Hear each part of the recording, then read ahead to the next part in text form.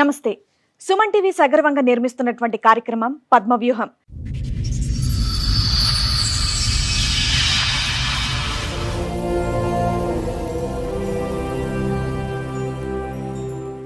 మరి ఈ కార్యక్రమాన్ని సమర్పిస్తున్నారు 6JVR జమలాపురం వారి రత్నాంజలి. మీ అదృష్టాన్ని మార్చుకోవడం ఇప్పుడు కల కాదు, 6JVR తో సాధ్యం. నాకు మ్యారేజ్ చేసేది మేడం, పెద్దలు చేసిన పెళ్ళి. ఇక తను పెళ్లి చేసుకుంటాను నాతో ఉండడం లేదు. ఏంటంటే అతను ఏం చేస్తున్నా అంటే మేడం, చెల్లెని మ్యారేజ్ చేసుకున్నప్పటి నుంచి టార్చర్ పెడుతుండు. చెల్లె చెప్పట్లేదు.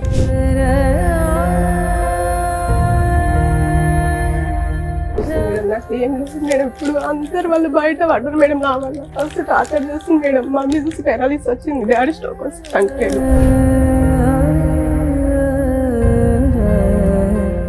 నువ్వు అంటే నాకు ఇష్టం లేదు, మా మమ్మీ నచ్చినందుకు నేను చేసుకున్నా. కట్నం గురించి నాకు ఆల్రెడీ ఇంకో అమ్మాయి ఉంది అని చెప్పింది మేడం.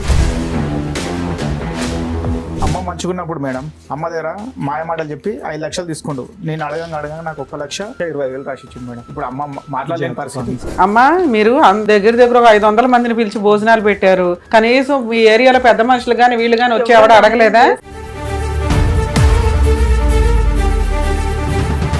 మాయం ఏం జరగాలి మేడం? ఏంటంటే మా పరిస్థితి ఏంటంటే మేడం, మా మమ్మీ చూస్తే అట్లా మా మమ్మీని చూసుకోవాలి మేము. నేనేమో ఆటో నడుపుతా మేడం, కిరాయి ఆటో నడుపుతా. చూసుకుంటాడు మేడం. ఇప్పుడు ఒక్క అమ్మ తీసుకుని ఉన్న డబ్బు అంతా ఆయనకి ఇచ్చిరు. ఆ డబ్బు ఇస్తలేడు, ఇక్కడ నాకేం న్యాయం చేస్తలే మేడం. నాకు విడాకులు అని పెళ్లి చేసుకున్నాను.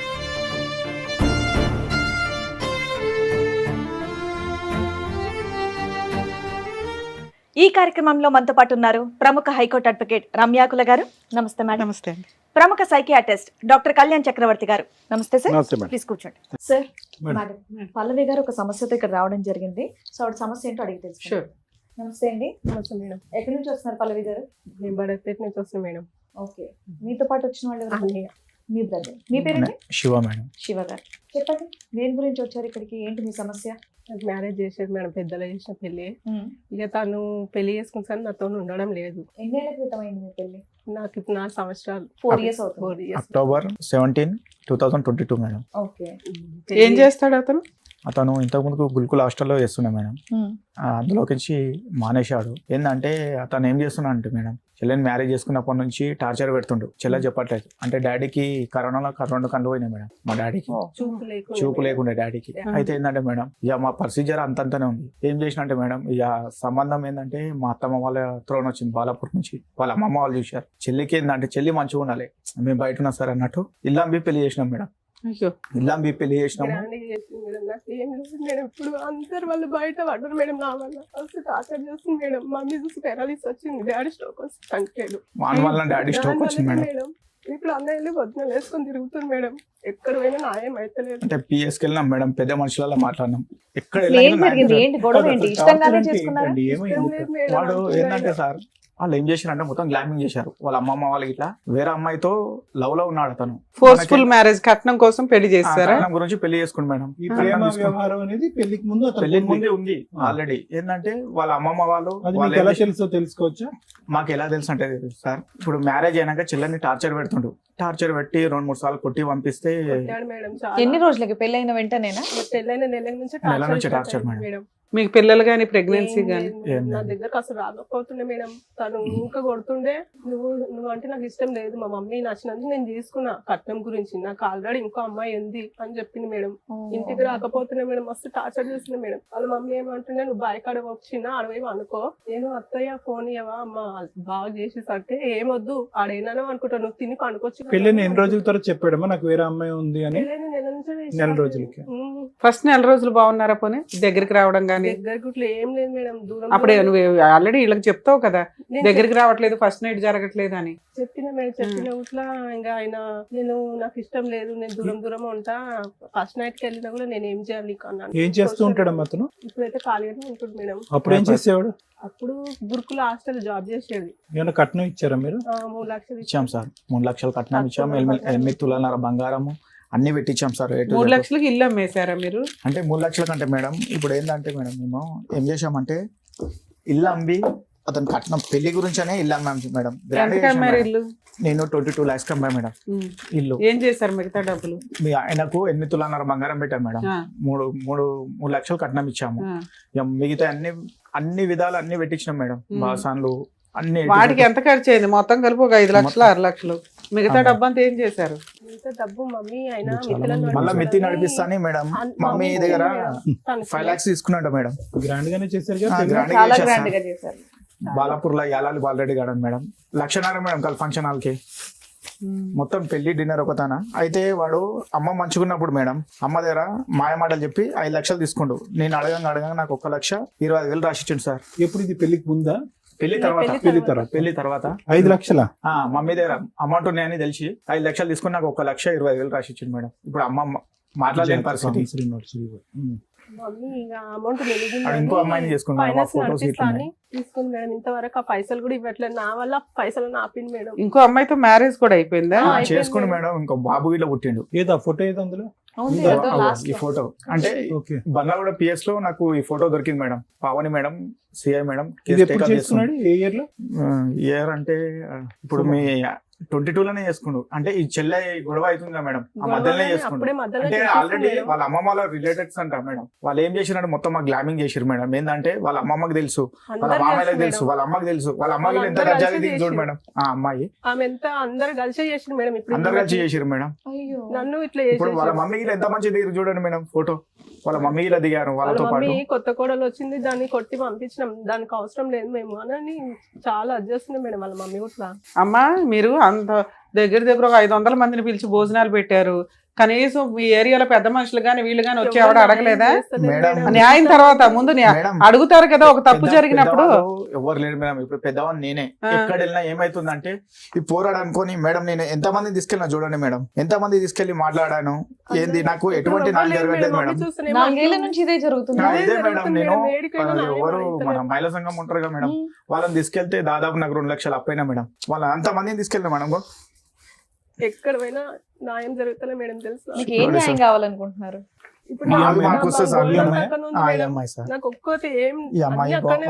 కాదయ్యా, మీకున్న పెద్ద మనుషులకి గాని ఎవరికైనా గాని బేసిక్ సెన్స్ ఇక్కడ ఆల్రెడీ దగ్గర 1,20,000 ఒక ప్రామిసరీ నోట్ రాశాడు. నువ్వేదో 5 లక్షలు చెప్తున్నావు గానీ నాకు అది రాసిచ్చింది మేడం. నేను అడిగితే అవును 22 ఆగస్టులో రాసిచ్చాడు.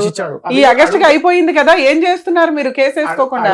మేడం నాకు అడగటం కాదు మేడం. నేను ఒక్కని అయిపోయినా మేడం. 3 ఇయర్స్ అయిపోయింది ఇప్పుడు. చూడు మేడం అలా మమ్మీ వాళ్ళ తమ్ముడు మ్యారేజ్ చేసుకున్నాము. ఎవరు నడవదు అన్నారమ్మా? నీకు నిజంగానే పెళ్లి అయిందిగా, ఫోటోలు ఉన్నాయిగా. ఎవరమ్మా కేసు తీసుకుంది? ఏపీఎస్ వాళ్ళు తీసుకోలేదు చెప్పండి. ఉమెన్ పిఎస్కి వెళ్ళాం మేడం సరుణ గారు. అయితే ఏం చేసిండంటే ఆ సిఐ సార్ ఆపిండు. ఎవరు అలీ సార్ అని ఉండే. ఏ సంవత్సరంలో వెళ్ళారు? మేము ఇప్పుడు ఏంటంటే మేడం ఇక గాంగానే మాకు కోలుకోకుండా అయింది మేడం. మా ఫాదర్ చనిపోయాడు, మమ్మీకి పేరాలిస్తూ హాస్పిటల్లో తిరిగి అక్కడిక్కడ నేనే టెన్షన్ అయిపోయి మేడం. ఇంటికి మా ఏంటంటే మాకు రూమ్ రెంట్కి ఇవ్వట్లేదు మేడం. అట్లా అయిపోయింది మా పరిస్థితి. మా మమ్మీని బాబు మీ కష్టాలు ఉన్నాయా కాదనట్లా. ఇప్పుడు వచ్చి ఎమోషన్ అయిపోయేంత కాదు, 3 సంవత్సరాలు అయిపోయింది. మీ కష్టాలతోటే జరిగిపోయినాయి అన్ని. దానికి కనీసం ఆ ఒక్క కేసు ఫైల్ చేసిన ప్రామిసరీ నోట్ కేసు బతికేది కదా. పెద్ద మనుషుల దగ్గరికి ఇట్లా వెళ్ళాం మేడం. పెద్ద మనుషులు నాకు 8 లక్షలు పేపర్ రాసి ఇచ్చారు మేడం. మాట్లాడినాక వాళ్ళు వెళ్ళి అడిగితే వాళ్ళు ఏమంటారు తెలుసా మేడం, నాకు మేము ఇవ్వాలా? అవునమ్మా, పెద్ద మనుషులు ఎంత వరకు చేయగలరో అంతే చేస్తారు. ఇప్పుడు మేమైనా గానీ మీరు ఇప్పుడు మా దగ్గరికి ఏం ఎక్స్పెక్ట్ చేసి వచ్చారు? ఆయన పిలిపించి ఏదో సెటిల్ చేస్తామని ఓ 10 లక్షలు మీకు రాయించామే అనుకోండి. రాయించడం వరకే. అతను భయపడి కేసులకు భయపడి ఏమన్నా ఇస్తే మీకు ఇస్తాడు, ఇవ్వకపోతే మీరు కేసులు వేసుకోవాలి. కౌన్సిలింగ్ ఇచ్చి వెళ్ళిపోయాడు. అసలు నువ్వు ఈమె ఎవరో అన్నట్టు ఉంటుండే మేడం. తెలుసా ఇంట్లో అంత టార్చర్ చేస్తుంది. నువ్వు కుక్కవి మా ఇంట్లో, నువ్వు పని మనిషి. అమ్మ ఎన్ని రోజులు ఉన్నావు నువ్వు ఆయన దగ్గర? 1 రోజులా 2 నెలల మేడం? అట్లా ఓపిక పట్టుకొని సంవత్సరం 2022లో ఇంకో అమ్మాయిని పెళ్లి చేసుకుంటే నువ్వు ఎందుకు ఉంటావు అక్కడ? ఇక మమ్మీ వాళ్ళకి చెప్పుకొని అక్కడనే ఉన్నా మేడం. అక్కడనే ఉండే మేడం. వాళ్ళు ఏం చేస్తుంటే మేడం వాడు ఇంటికి వెళ్ళట్లేదు, చెప్పలేదు. బయట ఉంటుంది. ఇప్పటికీ వాళ్ళ ఊర్లో లేరు మేడం. వాడు పరార్లు ఉండు. ఇప్పుడు పరాలు ఉన్నారు. అమ్మాయి ఎక్కడ ఉంది? అమ్మాయి ఎక్కడ ఉందో తెలుసా? ఆ అమ్మాయి కానీ ఆ ఫోటోలో ఉన్న కుటుంబ సభ్యులందరూ వాళ్ళు ఎవరైనా వేరే బోట్స్ ఉన్నాయి వాళ్ళే తెలియదు. పాడి షరీఫ్ సైడ్ ఉంటారంట సార్. పాడి షరీఫ్ సైడ్ రెంట్కుంటున్నట్టు తెలిసింది. అవును తెలిసింది, కానీ ఇప్పుడు ఫోన్ గట్ట ఏమని ఫోన్ ఉంది సార్, అతను ఫోన్ నెంబర్ ఉందా? ఫోన్ ఉంది, లైవ్ లోనే ఉందా నెంబర్? లైవ్ లోనే ఉంది సార్. ఒక నెంబర్ చేంజ్ చేసిండు, ఫస్ట్ నెంబర్. ఇంత పెళ్లి చేసుకుంటే అక్కడ ఇంకో పెళ్లి చేసుకుని వెళ్తే బాబాయ్, పెద్దోళ్ళు కూడా ఎలా సపోర్ట్ చేస్తున్నారమ్మా? పెద్దోళ్ళు కూడా మేడం అక్కడ పోయినా ఆయనకు వాళ్ళకి లంచాలు కదమ్మా, వాడైతే తప్పించి తిరుగుతున్నాడు, వాళ్ళ ఫ్యామిలీ మెంబర్స్ ని ఎవరిని ఇందులో కౌన్సిలర్ గారు ఎవరో వచ్చి మాట్లాడారు, మరి అప్పుడు ఏం తేలింది?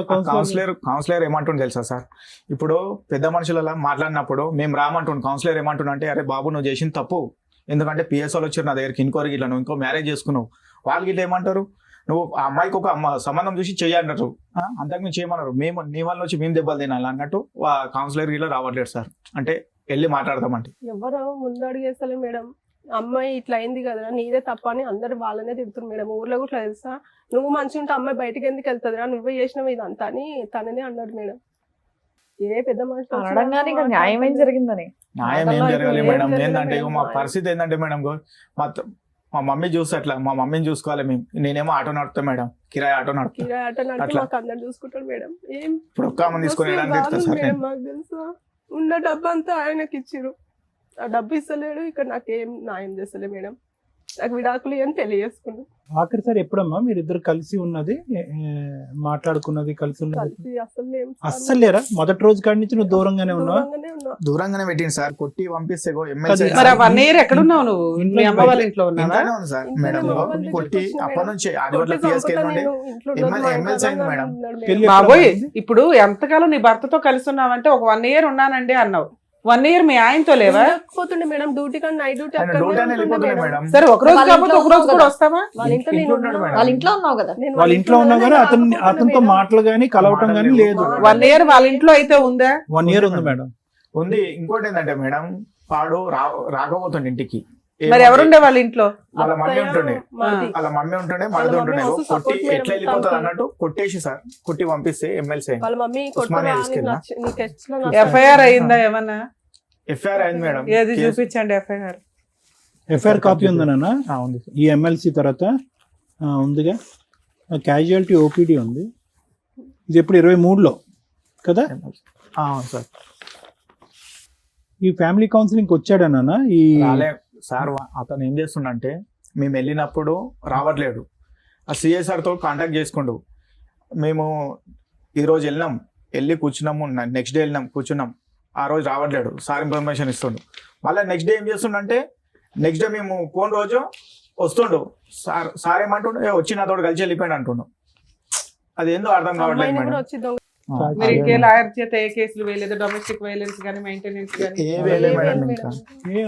అదెందుకు బాబు, ఇప్పుడన్నా వేయాలి కదా మేడం. మాకేం తెలియదు మేడం, ఇప్పటి వరకు మేము పిఎస్ అనేది బాబు ఇక్కడ ఒక టీవీ షో ఉందని తెలిసింది, ఎంత దూరం మీ అమ్మగారు పెరాలసిస్ అని తెలిసిన ఆటోలో పెట్టుకొని తీసుకొచ్చారు, ఏ సింపతి గెయిన్ చేద్దామనో నాకు అర్థం కాల.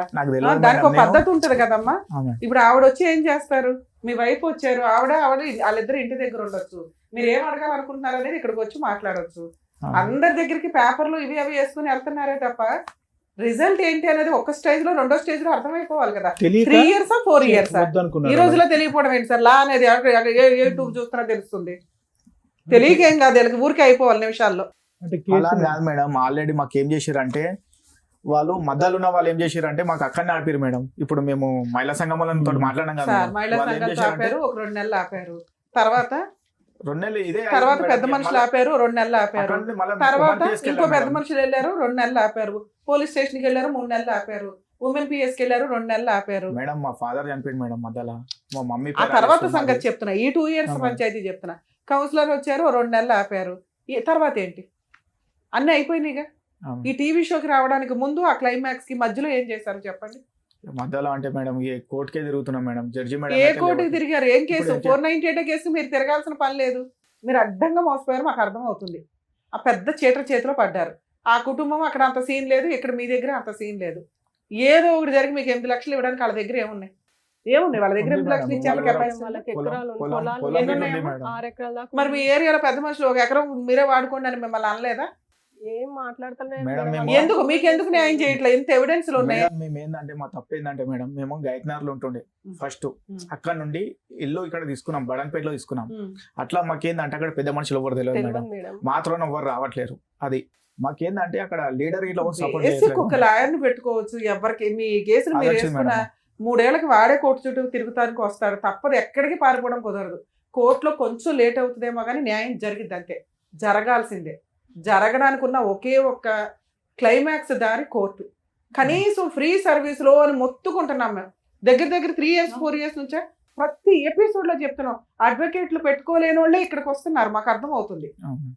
కానీ ఫ్రీ అడ్వకేట్లు గవర్నమెంట్ ప్రొవైడ్ చేసిన లీగల్ సెల్ అథారిటీలు, లోక్ అదాలతులు ఇన్ని ఉన్నాయి. ఫలానా అడ్రస్ అని క్లియర్ గా చెప్తుంటే కూడా ఇక్కడైతే దొరికేస్తారు కదా అని వస్తున్నారు. ఓకే, అప్పుడు కూడా మేము ఎక్స్ప్లెయిన్ చేస్తున్నాం. మీరు ఏం పోరాటం చేశారని ఏమీ చేయలే. బేసిక్ ఒక్క 498 వేశారు. అక్కడ ఏదో అయిపోవాలంటే ముందు అక్కడ ఉండాలి డబ్బు. అక్కడ ఉన్నా వాడు ఇవ్వట్ల, ఆస్తులు ఉన్నాయి ఇవ్వట్ల. అప్పుడు మనం ఏం చేయాలి? ఒక్క డీబీసీ ఎన్ని కేసుల్లో చెప్తున్నాం, ఆ కేసులు వేసుకుని వసూలు చేసుకోవాలి. అడ్వకేట్లను పెట్టుకోలేము. మీరు పోలీస్ స్టేషన్కి వెళ్ళినప్పుడే నెక్స్ట్ స్టెప్ చెప్తారు. బేసిక్ ఇవి తెలుసుకోవాలి కదా. మీ హక్కులు మీకు తెలియకపోతే ఎట్లా? ఇక్కడ మీ మీద కోపం కాదు, అరే ఎంత అన్యాయం జరిగినా వీళ్ళకి పోరాటం రాలేదేంటా అని. ఎవరో పోరాడాలా మీకోసం. ఇక్కడ మేము దొరికాం, వచ్చేసారు, అయిపోయాయి. పెద్ద మనుషులు దొరికారు, అయిపోయాయి. ఎవరికైనా ఏం అవసరం అంతంత టైం స్పెండ్ చేయడానికి? మీ కష్టం కోసం మీరే అరే కొంతకాలం మేము పోరాడాలి, మనకు ఒక లా రూల్స్ రెగ్యులేషన్స్ ఉన్నాయని మీరు అనుకోకపోతే ఎట్లా? వింటే మాకు బాధ వేస్తుంది. మేము ఇప్పుడే వచ్చేసో చేసేస్తామని మాటలు ఇస్తామని అనుకోకండి. ఎందుకంటే మీరు ఏదైనా పోరాటం చేసి అరే ఇది పర్ఫెక్ట్ కేసు, మనం వెళ్ళకపోతే పని అవ్వదు అన్న వాటికి వస్తాం. మీరు బేసిక్ పనులే చేయాలి, అప్పనంగా అయిపోవాలి. మాకు బోలని కష్టాలు ఉన్నాయంటే కష్టాలే ఉంటాయి అందరికీ. కష్టాలు లేనివాడు ఎవడో ఒకళ్ళు చెప్పండి. రమ్య గారికి కష్టాలు లేవు, మేడంకి లేవు, సార్కి లేవు. ఎవరికి రేంజ్లో వాళ్ళకు ఉంటాయి. పోరాడాలి, వెళ్ళాలి. పోనీ ఖర్చు పెట్టుకోం. ఫ్రీ అడ్వకేట్లు ఉన్నారని ఎన్ని చోట్ల చెప్తున్నాం. పోనీ ఇప్పుడు కూడా చెప్తా, అలా అన్న ప్రయత్నించండి. ఇంకేమైనా ఉందా శివ చెప్పడానికి? ఏం లేదు సార్, అదే ఉంది సార్. ఏం కోరుకుంటున్నారు? మాది ఏం లేదు సార్, మా పెట్టినే ఇచ్చేస్తే సరిపోతుంది. ఎందుకంటే ఆమెకి ఒక చూసి అలాగే సార్. మాకేందంటే ఇప్పుడు ఇంట్లో ఇప్పుడు మేము రెంట్కుంటా సార్. నేను ఏంటంటే ఇప్పుడు మా వైఫ్ బాధలన్నీ అర్థమైంది. ఇప్పుడు కష్టాలు బాధలు అన్ని అర్థమైంది. ఆర్థికంగా మోసపోయారు, మానసికంగా చితికిపోయారు. చాలా దారుణాతి దారుణం. Clear cut. ఇప్పుడు వాడిని ఇప్పుడు మేడం అనేది ఏంటంటే మీరు ఆ పద్ధతిలో వెళ్ళకపోతే ఎంత టైం గ్యాప్ వస్తుందో మీ కేసు అంత పలచబడిపోతుంది. ప్రామిస్ ఉన్నట్టు దొరకడం మామూలు విషయం కదా సార్. పర్ఫెక్ట్ రాశాడు, ఒకే హ్యాండ్ రైటింగ్ తీసుకెళ్ళి అలా కోర్టులో ఇన్ టైమ్ లో కనీసం మీరు జులైలో వచ్చినా దాన్ని బతికిచ్చేదాన్ని. ఇప్పుడు ఎంత టైం ల్యాప్స్ అయిపోయింది సార్. ఎప్పుడు August 12th ఏదో రాశారు. 3 years అయిపోయింది August 12th 2025. With in 3 years madam. అవును సార్. ఇప్పుడు అది పట్టుకుని తిరుగుతున్నారు అంటే అది ల్యాప్స్ అయిందని మీకు తెలుసా? అది టైం ల్యాప్స్ అయిందని, దానికి 3 సంవత్సరాల వ్యాలిడిటీ ఉంటుందని తెలుసా మీకు? అది కూడా తెలియదు. వీళ్ళకి అన్ని తెలుసు సార్. అడ్వకేట్ పెట్టుకోలేక ఏ అడ్వకేట్ దగ్గరికి వెళ్ళాలి వీళ్ళని. అంటే ఏంటి ఖర్చు అవుతుందనా? అడ్వకేట్ ద్వారా ఖర్చు అవుతుంది. ఫైనాన్షియల్ వీక్ అయిపోయారు. అమ్మకి మెడికల్ గా అవుతుంది. అమ్మ నువ్వేం పని చేయవా? ఖాళీలో ఉన్న మేడం. ఏమమ్మా ఖాళీగా ఏదో అవార్డు ఫంక్షన్ లాగా చెప్తున్నా. బాగానే ఉన్నావుగా, పని చేయలేవా? చదువుకోలేదు, ఏదో ఒకటి చేసుకోవచ్చు కదమ్మా. హైదరాబాద్ లో చదువుకోలేనోడు బోల్డ్ పనులు. వీళ్ళకి ఆ అబ్బాయికి లీగల్ దెబ్బ తప్ప భయమే లేదు. ఎందుకంటే వీళ్ళ బ్యాక్గ్రౌండే స్ట్రాంగ్ గా లేదు. ఒప్పుకొని వాడు పేపర్ ఇలా రాశాడు. ఏదో ఆ పేపర్ ఏదో వాడు ఒప్పుకుని రాసిన పేపర్. వాళ్ళు ఏంటంటే నాకు వైట్ పేపర్ మీద రాసిచ్చారు సార్. వాళ్ళ ఊరు మొత్తం అంతే ఊరు సార్. వాళ్ళ పెద్ద మనుషులు ఏదైనా ఎటువంటి న్యాయం వాళ్ళు ఏంటంటే అనకండి. ఆ మాట ఇరిటేటింగ్ గా ఉంది వినడానికి. పెద్ద మనుషులకి ఏం పని న్యాయాలు చేయడానికి? పెద్ద మనుషులకి ఏం పని మేడం? రాపిచ్చారు వాళ్ళు అంతమంది. ఇప్పుడు మమ్మల్ని అడిగి రేపు బయటికి వెళ్ళి మమ్మల్ని కూడా అలాగే అనేలా ఉన్నారు మీరు. సరే, ఇది రాసినప్పుడు తర్వాత ఇప్పుడు ఇది రాశాడు, తర్వాత ఏమైంది? ఫాలో అప్ లోకి వెళ్ళారా మీరు? వెళ్ళాం సార్. వెళ్తే పెద్ద మనుషులు అలా పిలిస్తే రావట్లేదు ఇక. అంటే అక్కడ నుంచి ఇక ఇల్లు కాల్ చేసేసి వేరే సైడ్ రెంటుకున్నాను. సార్ మీరు చెప్పిన ప్రతి మాట నిజం, మేము నమ్ముతున్నాం, మాకు తెలుస్తుంది. కానీ పెద్ద మనుషుల దగ్గరికి వెళ్ళాం న్యాయం జరగలేదు, టీవీ షోకి వెళ్ళాం న్యాయం జరగలేదు, పోలీస్ స్టేషన్కి వెళ్ళాం న్యాయం జరగలేదు. టైం ప్రకారం జరుగుతుంది, పర్ఫెక్ట్ వేలో వెళ్తే జరుగుతుంది. పిచ్చి వేలోనే ట్రై చేసేసారు మేడం. పిఎస్ నుంచి కానిస్టేబుల్ ఇచ్చి పంపించారు మేడం. ఇంటికి ఇట్లా లాక్కుంది, ఫోటో ఇలా తీసుకొని వచ్చాం మేడం. అంతకంటే పోలీసులు ఏం చేస్తారు మీకంటే? దాన్ని బట్టి పోలీసులు మాక్సిమం చేశారు. మీది జిడ్డు కేసు కింద లెక్క. జిడ్డు కేసుకి మీరు ఫస్ట్ చేయాల్సిన పని ఏంటో తెలుసా? రియలైజ్ అవ్వాలి. ఓహో మనం మోసపోయాం. ఈ రోజున సైబర్ క్రైమ్ లో ఉత్తిని మోసపోతున్నారు జనాలు. ఆ మోసాల్లో మనం ఒకళ్ళం. ఓకే, ఒక ఆడపిల్ల సొమ్ము తిన్నవాడు ఎవడో బాగుపడ్డు, అందులోనే ఆడపిల్లని మోసం చేశాడు. దీనికి మనం స్ట్రాంగ్ అవ్వాలి అంటే మనకున్న కష్టాలకి ఆల్రెడీ మీ అమ్మగారు పెరాలసిస్, ఆవిడ మెడికల్ అవుతాయి. మీ భార్యాభర్తలు పోషించుకోవడానికే సరిపోతుంది. ఈ అమ్మగారికి తిండి పెట్టుడే ఎక్కువ నా దృష్టిలో అయితే. ఎందుకంటే నేనేమి చెయ్యను మేడం అనే అమ్మాయిలు అంటే నాకు చాలా కోపం. కాళ్ళు చేతులు లేనోళ్ళు, కళ్ళు లేనోళ్ళు కూడా ఏదో పని చేసుకుని బతకాల్సిన పొజిషన్లో మనం ఉన్నాం ఈ సమాజంలో. ఎందుకంటే ₹1,00,000 వచ్చినా చాలా వాళ్ళ రేంజ్లో వాళ్ళకి ఆ ఖర్చులు ఉంటాయి. నువ్వు ఒక్కడే ఆటో తోలుతూ ఇంతమందిని పోషిస్తున్నావంటే అరే నేను ఏదో ఒకటి చేయాలి కదా అన్న కోసం కనీసం అమ్మాయి అనుకోవాలిగా. ఏంటి బేద ఏడుపులు ఏడుస్తున్నారు? ఆ అమ్మాయిని బయటకు పంపించి మీరు ఉద్యోగం చేయించలేకపోయారు, పని చేయించలేకపోయారు. ఏంటి మీ పౌరుషం అంటే నాకు ఒక దానికి రీజన్ చెప్పండి. మేము సర్వీస్ చేయాలా లేదా ఆలోచిస్తాం. ఆ పేపర్ పనికి వస్తుంది నన్ను లీగల్ గా, అదేం పనికి రాని పేపర్. అంటే మమ్మీ డాడీ ఉన్నప్పుడు ఇట్లా ఏమో ఇక్కడ పంపించలే మేడం.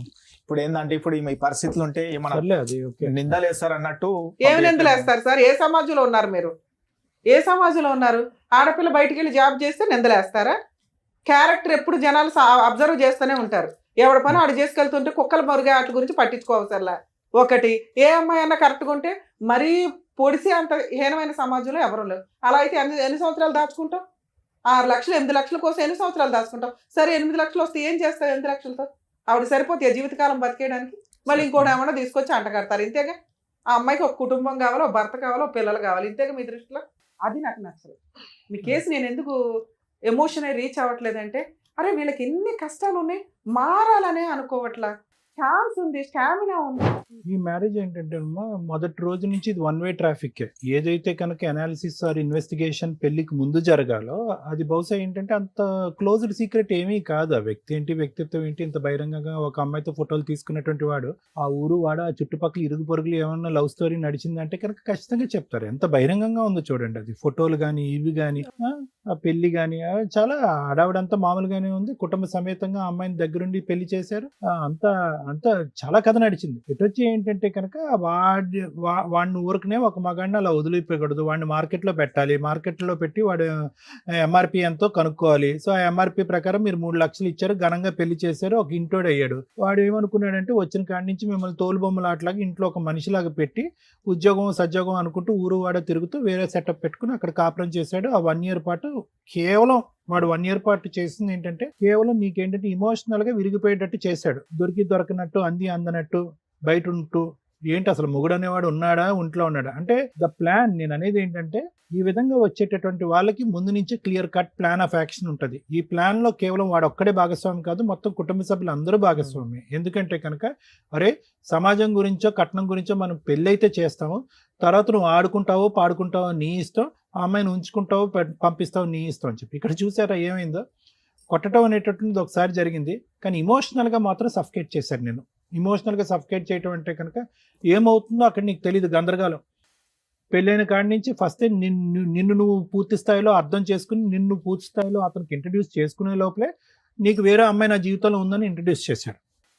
తర్వాత ఇంకా అక్కడి నుంచి అరే వేరే అమ్మాయి ఉందా అనేటటువంటి ఆలోచన నీకు పూర్తి స్థాయిలో జీర్ణించుకునే లోపలే ఇంట్లోకి రావటం వెళ్ళటం ఇవన్నీ జరిగింది. అంటే నేను అనేది ఏంటంటేనమ్మా ఇక్కడ 2 మిస్టేక్స్. ఓకే, ఒలిగిపోయినటువంటి గ్లాసులోంచి ఒలిగిపోయినటువంటి పాలు గురించి ఆలోచించేది ఏంటి, మిగిలినటువంటి పాలు తాగి కడుపు నింపుకోవచ్చు కదా అనేది ఒక సామెత. అంటే ముందు జరగవలసినటువంటి ఇన్వెస్టిగేషన్ జరగలేదు, ఎవడో ఒకడు వచ్చాడు, పూర్తి స్థాయిలో కుటుంబ సమేతంగా అందరూ వచ్చి మీ కుటుంబ సమేతంగా అందరినీ మోసం చేశారు. మామూలు అసలు ఒక దిగు స్థాయి అంటే ఆర్థికంగా లోవర్ క్లాస్లో ఉండేటటువంటి మీరు అసలు ఆ పెళ్లి చూస్తే కనుక ఎవరికైనా కళ్ళు బయర్లు గమ్ముతాయి. ఎంత ఘనంగా చేశారు అసలు ఎంత ఘనంగా చేశారు. ఆ పెట్టుబడులు ఏంటి, ఆ పిలిచినటువంటి ఆ జనం ఏంటి, ఆ భోజనాలు ఏంటి, ఆ గ్రాండ్ గాలాలో ఆ పిక్చర్, ఆ ఫొటోస్ ఏంటి, అన్ని విధాలుగా చేశారు. అరే నాకు బాధ ఏంటంటే కనుక రమ్య మేడం కానీ నాకు కానీ ఇంత ఘనంగా పెళ్లి చేసినటువంటి వాళ్ళు అరే ఒక ఇంట్లో ఉన్నటువంటి ఒక్క ఆడపిల్లకు వేరే ఇంటికి పంపిస్తున్నప్పుడు వాడు దొంగ, ఎలాంటి వాడు భూత, వాడి వెనకాతలు ఎవరున్నారు ఏంటి అనేటటువంటిది 1 సంవత్సరం ఎంక్వైరీ చేసుకున్నా పర్వాలేదు. అంటే నీలాంటి ఆడపిల్లలు ఎవరైనా కూడా అరే ఈడేదో జాబ్ చేసేస్తున్నాడు, హైట్ ఉన్నాడు, వెయిట్ ఉన్నాడు, కుటుంబం అంతా కూడా మంచిగా అనిపిస్తుంది అని చెప్పి ఈ పైకి కనిపించేటటువంటి హంగులు కాకుండానే లోతుగా వెళ్ళి ఇన్వెస్టిగేట్ చేయడానికి ట్రై చేయండి. అది చాలా ఇంపార్టెంట్.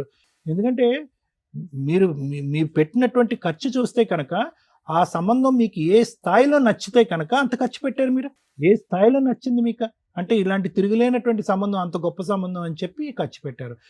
కరోనా టైంలో మీ నాన్నగారు కళ్ళు పోయి ఇలాంటి నానా ఇబ్బందుల్లో ఉన్నా కూడా ఎక్కడా వెనకాడకుండా పెళ్లి జరిపించారు. రెండో అంశం ఏంటంటేనమ్మా సార్ మొదట్లో బాగానే ఉన్నాడు, తర్వాత మనిషి మారిపోయాడు అనేటటువంటి చాలా సందర్భాలు ఇక్కడ సహజంగా మేము చూసేటటువంటిది. ఇక్కడ డే 1 నుంచే ఒక మారు మనిషిని మీరు చూశారు. డే వన్ నాకు వేరే అమ్మాయి ఉంది, వేరే అమ్మాయిని నేను పెళ్లి చేసుకుని నాకు వేరే లవ్ స్టోరీ ఉంది, నువ్వు ఉన్నావు ఉన్నట్టే, నాకు అక్కర్లేదు అనేటటువంటి మనిషి నీకు నువ్వుగా ఏదో ఇన్వెస్టిగేట్ చేసుకుని అతను ఫోన్ చెక్ చేసో లేదంటే మార్కెట్లో ఒక అమ్మాయితో తిరుగుతున్నట్టు కాదు సహజంగా మీ స్టేజ్ మీద చూసేటటువంటిది. అతనికి ఓన్గా వచ్చి నీకు డిక్లేర్ చేశాడు.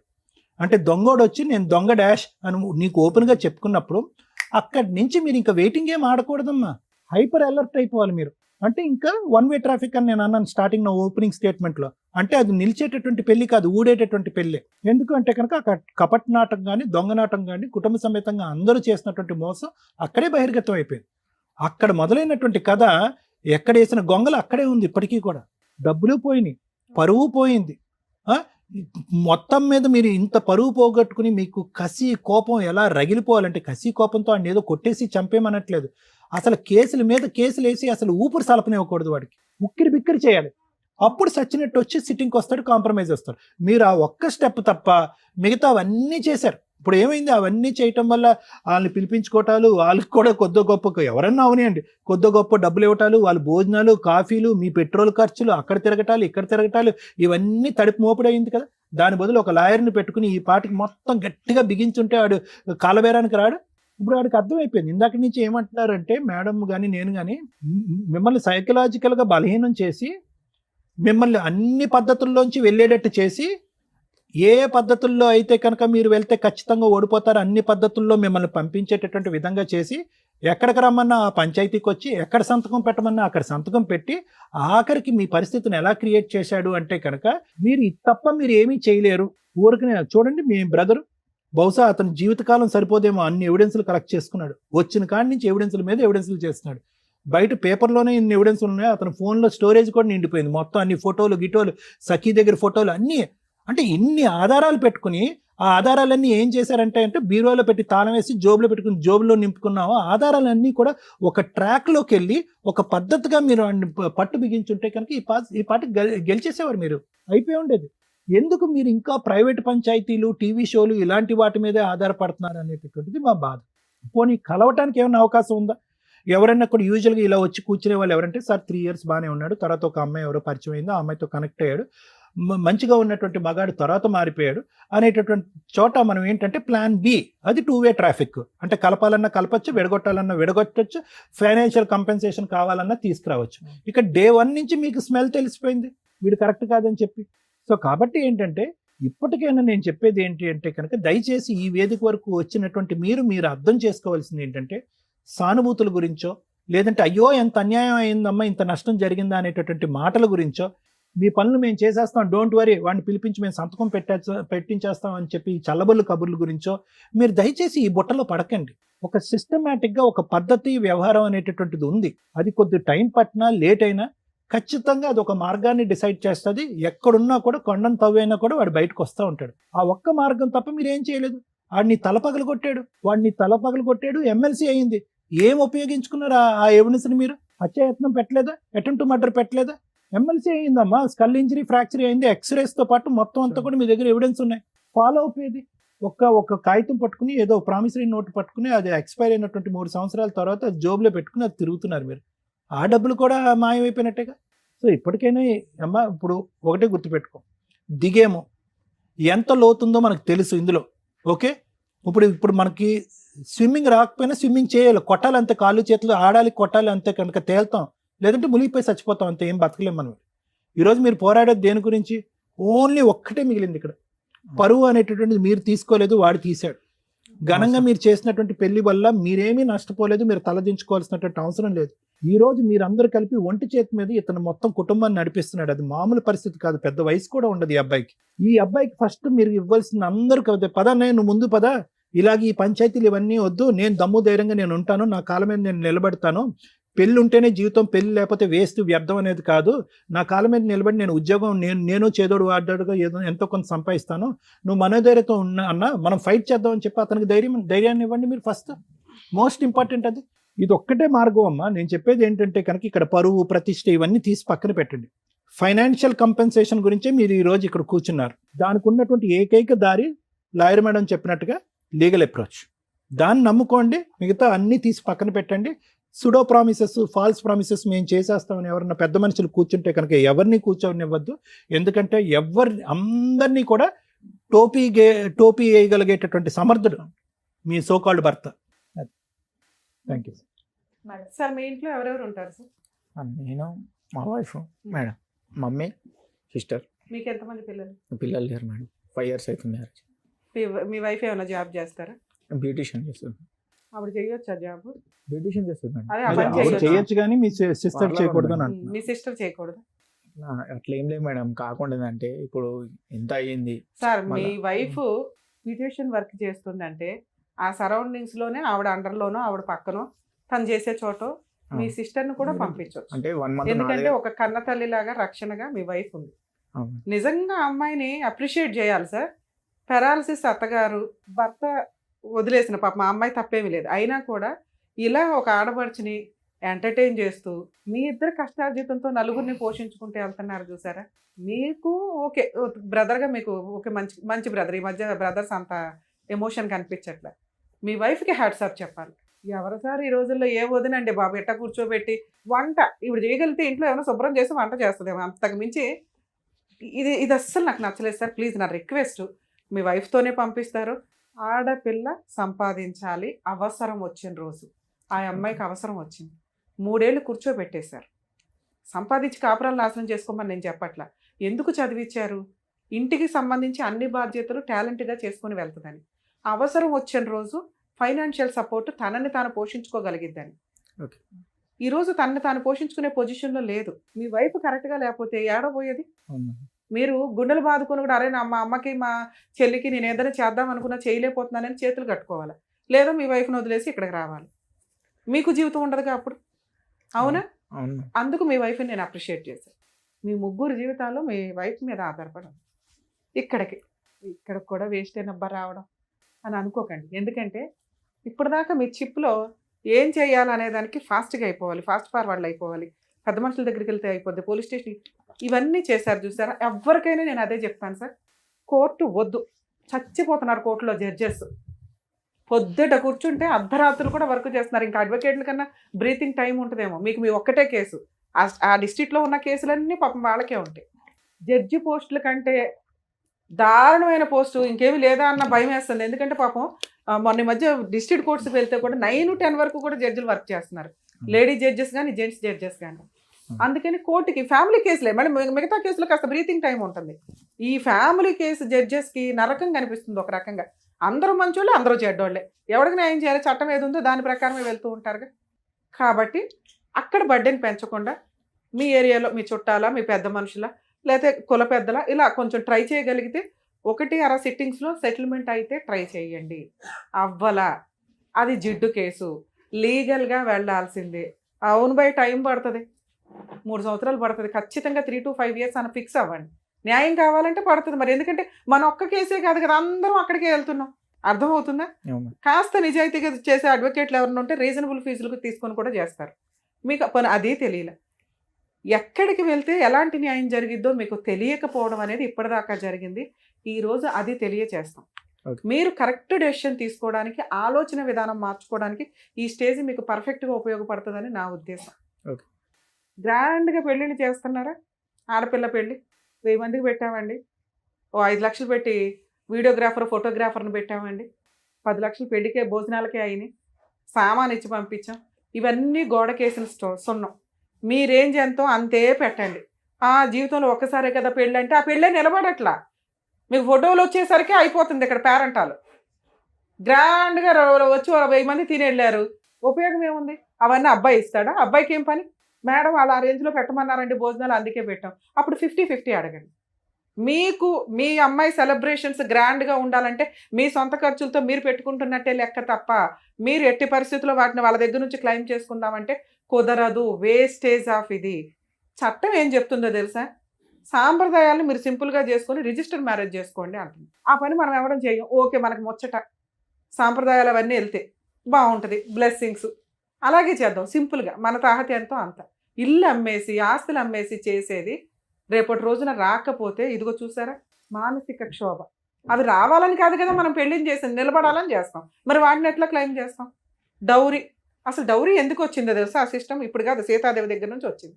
ఒకసారి పెళ్ళి అయిపోయి వెళ్ళిపోయినాక ఆ కుటుంబం స్త్రీ అయిపోద్ది కాబట్టి తను తన భర్త దగ్గర తలెత్తుకొని ఉండడానికి ఇక్కడ నుంచి కుటుంబం నుంచి పుట్టింటి నుంచి తీసుకెళ్లేది ఒక బ్లెస్సింగ్గా, ఇష్టంగా తీసుకెళ్లిన సారీ కాస్త నగలు కాస్త డబ్బు ఇట్లా కన్వర్ట్ అయ్యి డిమాండ్గా వెళ్ళిపోయి కిరసనాయిలు గ్యాస్ సిలిండర్లు చంపేసే స్టేజ్కి వెళ్ళింది.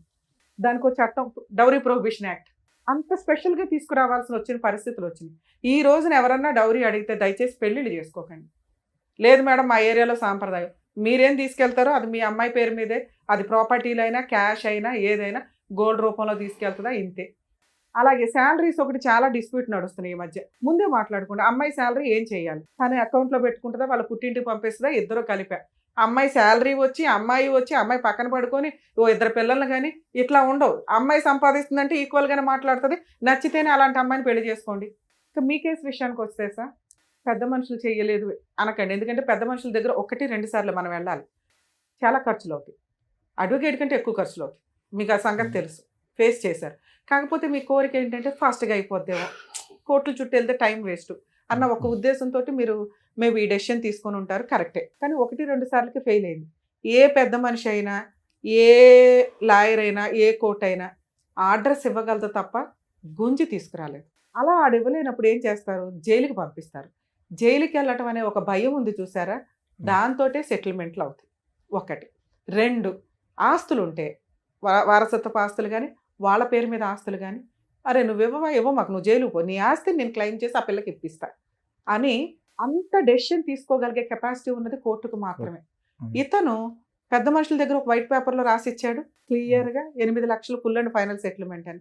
దీనికి ₹1 పెరిగిద్దే తప్ప ఇప్పుడు తగ్గదు.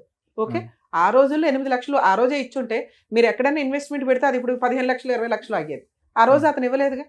ఇందాక మిమ్మల్ని ఎందుకు అడిగానంటే అంత కెపాసిటీ అతనికి ఉందా లేదా అని. ఉంటేనే రాసి ఉంటాడు, లేదు ఆస్తులు ఉందన్నారు, ఆస్తులు అటాచ్మెంట్ చేసుకోవచ్చు. మరి ఇప్పుడు రమ్య గారు మాట్లాడేసి ఏమైనా చేయగలరా అంటే, ఇప్పుడు రమ్య గారు సారు మేము మాట్లాడితే ఎలా ఉంటుందంటే, పొల్లయ్య మాట్లాడాడు, ఎల్లయ్య మాట్లాడాడు, వెంకయ్య మాట్లాడాడు, ఇప్పుడు రమ్య గారు మాట్లాడారు, యూజే ఉంది. కానీ మీ స్టేజ్కి అది సెట్ కాదు. ఇప్పుడు మేము మాట్లాడడం వల్ల ఈ 5గురు లిస్టులో 6వ వాళ్ళం కింద మేము యాడ్ అవుతాం. మీరు ఆ గోబు ఎట్లా పగల కొట్టాలంటే లీగల్గానే కరెక్టే. మీరు అడ్వకేట్ని పెట్టుకోలేరు. పోలీస్ స్టేషన్ కేసు మీకు చాలా స్ట్రాంగ్గా రాశారు, ఈచ్ సెక్షన్స్ అయిపోయినాయి పర్ఫెక్ట్గా. ఆ అమ్మాయికి కొట్టినవి కానీ ఎమ్మెల్సీ రిపోర్ట్స్ని బేస్ చేసుకొని డౌరీకి సంబంధించి, మెంటల్ ఫిజికల్ హెరాస్మెంట్కి సంబంధించి అన్ని సెక్షన్స్ పెట్టారు. అంటే మీ పోరాటం బాగుందో లేకపోతే మాలాగా వాళ్ళు నమ్మారు, నిజమే కాబట్టి పోలీసులకి తెలుస్తుంది. కానీ ఎంత చేయగలరో అంతే చేయగలరు, మిగతాది మనం చేసుకుంటూ వెళ్ళాలి. పెద్ద మనుషులు వద్దు, ఇంకెవరు వద్దు, అయిపోయింది. వాళ్ళందరూ అలవాటు అయిపోయారు. అతనికి 3 ఏళ్ల నుంచి అతనికి కొమ్ములు కూడా వచ్చేసింది, నన్ను వీళ్ళు ఏమీ చెయ్యలేరు, అరే బాబు మేమేం చేయలేం, చట్ట ప్రకారం జరిగిన రోజుకే న్యాయం జరిగింది. ఈ ఆశలు వదిలేసుకోండి. ఫస్ట్ మీరు నేను చెప్పినట్టు కోర్టులో వేయండి, 2 ఇయర్స్లో వాడు సెటిల్మెంట్కి రాకపోతే అడగండి. అదేంటి మేడం మీరు ఫోన్ చేస్తే అయిపోద్ది కదా అంటే అవ్వదు. ఎందుకంటే ఇదే ఫస్ట్ అనుకోండి, సెకండ్ అనుకోండి, మేము మాట్లాడితే అరే బాబు తర్వాత లీగాలిటీ ఉందనే భయం. ఇప్పుడు అతనికి అది లేదు, వీళ్ళు ఏమీ చేయలేరు, వీళ్ళు మేము దాక్కున్నాం, ఎక్కడ దొరుకుతారు, కోర్టులో వేసుకుంటే దొరుకుతారు. అర్జెంటుగా అయిపోవాలనేది మీ కేసులో అవ్వదు. కొంచెం దీనికి ప్రిపేర్ అవ్వండి. ఇల్లు గడవాలి, ప్రశాంతంగా ఉండాలి. మనకి ఇప్పటికిప్పుడు కోటేశ్వరంలో ఏమో అవ్వవసరం, ఈ డబ్బులు ఎక్కడ పోవని నేను చెప్తున్నా. నేను మాట ఇచ్చానంటే అది 100% జరిగింది, మీరు టెన్షన్ పడకండి ఫస్ట్. కాకపోతే రమ్య గారు ఏమంటున్నారు, 2 ఇయర్స్ పడుతుంది అంటున్నారు. ఆ 2 ఇయర్స్కి ఏం చేయాలి సార్? మీరు FIR ఇచ్చారు, యాక్చువల్లీ నాకు ఇప్పుడు సెట్ చేయడానికి కుదరలేదు, ఛార్జ్ షీట్ అయిందా లేదో చూడండి. సూపర్గా 7 మెంబర్స్ మీద పెట్టారు. 7 మెంబర్స్ మీద ఛార్జ్ షీట్ అయ్యిందంటే ఇవాళ కాకపోతే రేపైనా వాళ్ళు సెటిల్మెంట్కి రావాల్సిందే. ఎందుకంటే మీకు ఇది సగం వరకు పోలీసులు చేశారు, మిగతా సగం పబ్లిక్ ప్రాసిక్యూటర్ ఉంటారు. ఆ కేసుకు కూడా మిమ్మల్ని పిల్లలు మీ అవసరం ఉంటే తప్ప. సో మీ తరపున ఫ్రీగా కేసు బ్యాక్గ్రౌండ్లో నడుస్తూ ఉంటుంది. మీకే కాదండి, ఎవరికైనా కానీ 498 కేసుల్లో అడ్వకేట్స్ రిక్వైర్మెంటే లేదు. అడ్వకేట్లు ఎందుకు అంటే డ్రాఫ్ట్ ప్రాపర్గా రాయడం కోసమే. వీళ్ళు ఆల్రెడీ పెట్టేసుకున్నారు కాబట్టి సగం వరకు పోలీసులు చేస్తారు. వన్స్ కోర్టుకు వచ్చినాక ఛార్జ్ షీట్ ఫైల్ అయినాక దాంట్లో పబ్లిక్ ప్రాసిక్యూటర్ ఉంటారు, విక్టిమ్ తరపున, డిఫాక్టో కంప్లైనెంట్ తరపున. అక్యూజ్డ్ 7గురు మీద అడ్వకేట్ ఫీజులు ఎంత అవుతాయో తెలుసా? అది వచ్చిన రోజు మీ దగ్గర సెటిల్మెంట్ స్టార్ట్ అవుతుంది. దానికి 7గురికి షూరిటీస్ కట్టే రోజు కనీసం 15,000 చెప్పిన 2 షూరిటీలు, అర్థమవుతుందా? 1,40,000 కోర్టుకు కట్టే రోజు మీతో సెటిల్మెంట్ స్టార్ట్ అవుతుంది. అప్పుడు అవ్వలేదా? పోనీ వాళ్ళకి ఎవరో అడ్వకేట్లు దొరికి మనం గెలిచేద్దాం, ఎరగదీద్దాం ఏదో చెప్తారుగా, ఒక స్టేజ్ వరకే. అవన్నీ ఫేక్. ఒక స్టేజ్ తర్వాత సెకండ్ మ్యారేజ్ మీ దగ్గర పూర్తి ఎవిడెన్స్ ఉంది, మేడం. అడ్డంగా జైల్లో వేస్తాడు జడ్జి, అవును. ఎమ్మెల్సీ రిపోర్ట్ ఉంది. అంత స్ట్రాంగ్ కేసు పెట్టుకొని ఇలా వీక్గా మాట్లాడితే అట్లా? మీకు దాని పవర్ తెలియట్లా, తెలిసిన దాన్ని నాకు కోపం వచ్చింది అందుకే. ఓకే. అరే ఇన్ని ఎవిడెన్స్లు ఇంత పెట్టుకొని పిచ్చి మొక్కల్లా తిరుగుతున్నారు బాబ్ అని. నో, మీరు దగ్గర 15 lakhs 20 lakhs వస్తే సెటిల్ చేసుకోండి, లేకపోతే ప్రాపర్టీ అటాచ్మెంట్. ఇంకొక కేసు చెప్తాను సార్, మీరు ఎక్కడైతే ఉంటారో అక్కడ సఖీ కేంద్రాలు అని ఉంటాయి. ఓకే. డొమెస్టిక్ వైలెన్స్ కేసు మీరు ఎంత వేస్ట్ చేశారంటే, ఆ ఒక్క కేసు అమ్మ చెప్తున్నాం ప్రతి ఒక్కరికి గోరు ముద్దలు పెట్టినట్టు, మెయింటెనెన్స్ కేసులు ఇవి ఇన్ని అవసరంలా. ఒక్క డొమెస్టిక్ వైలెన్స్ కేసు ఒక చిన్న ఫ్రూట్ బాస్కెట్ అనుకోండి, నానా రకాల ఫ్రూట్స్ అందులో ఉన్నట్లే ఇది ఒక 5 కేసులతో సమానం. ఓకే. ముందు అందులో ఇంటీరియర్ మెయింటెనెన్స్ నెలకి 30,000 40,000 కావాలని వేయండి. ఫిజికల్ అటాక్ ఇవన్నీ జరిగినాయి కాబట్టి పనిష్మెంట్ కాంపెన్సేషన్ 40 lakhsకి వేయండి, ఎందుకంటే ఆ కేసుకి అంత వర్త్ ఉంది. ఎంత ఇస్తారని జడ్జి ఇష్టం, ఓకే. తను అంత డిమాండ్ చేయొచ్చు. అందులో 8 to 10 lakhs అబ్బాయి యాక్సెప్ట్ చేసిన డాక్యుమెంట్సే ఉన్నాయి. ఉన్నాయి. నెక్స్ట్ మీ పెళ్లివి మీరు పెట్టిన సామాన్లు కలిపి కూడా కోర్టు ఆర్డర్ చేస్తారు. ఇది కాంపెన్సేషన్, అది marriage expenses, mental physical harassment అన్ని కలిపి నేను 40 lakhs అని చెప్తున్నాను.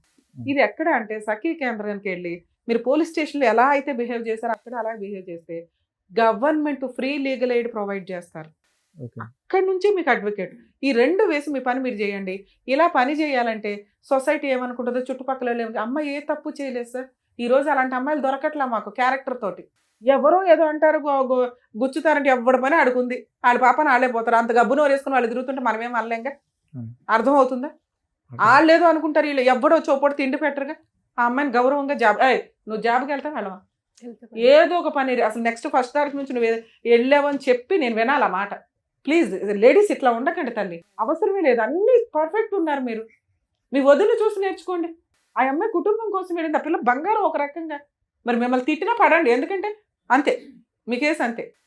మీరు జాబ్కి వెళ్ళండి, మీకు తగ్గ మంచి వ్యక్తి రాసి పెట్టే ఉంటుంది ఎక్కడో అక్కడ. కానీ వీడంతా తేల్చండి ఫస్ట్, ఇది నా కోరిక. ఇక సఖీ కేంద్రం మీరు ఎక్కడ ఉంటారో చెప్తే ఆ అడ్రస్ నేను చెప్తాను. బడంపేట మేడం. అమ్మా బడంపేట మేడం. అంటే ఎక్కడికి వస్తుంది? సిటీ సివిల్ బాలాపూర్ పక్కన. అయ్యో బాబు, మీకు సరూర్ నగర్ ఉమెన్ పోలీస్ స్టేషన్కి వెళ్ళి ఉంటారుగా, వాళ్ళని అడిగితే కూడా చెప్తారు సఖీ కేంద్రం.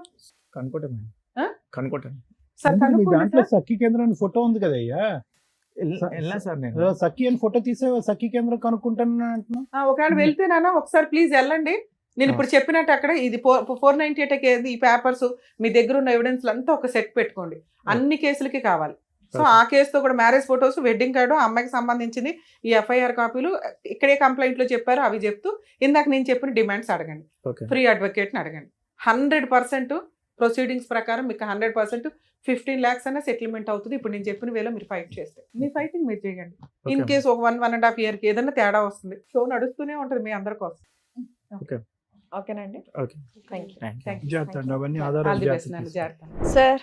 Madam thank you so much. మరి ఇంత గ్రాండ్ గా పెళ్లి చేసిన తర్వాత మరి ఇంతలా మోసం చేస్తారనేది నేను నిజంగా చూడడానికి వినడానికి చాలా షాకింగ్ గా ఉంది. అలాంటి వాళ్ళకి ఎలాంటి పనిష్మెంట్ ఇస్తే బాగుంటుంది అండ్ వీళ్ళకి ఎలా న్యాయం జరిగితే బాగుంటుందో చెప్పినందుకు థ్యాంక్ యూ సో మచ్.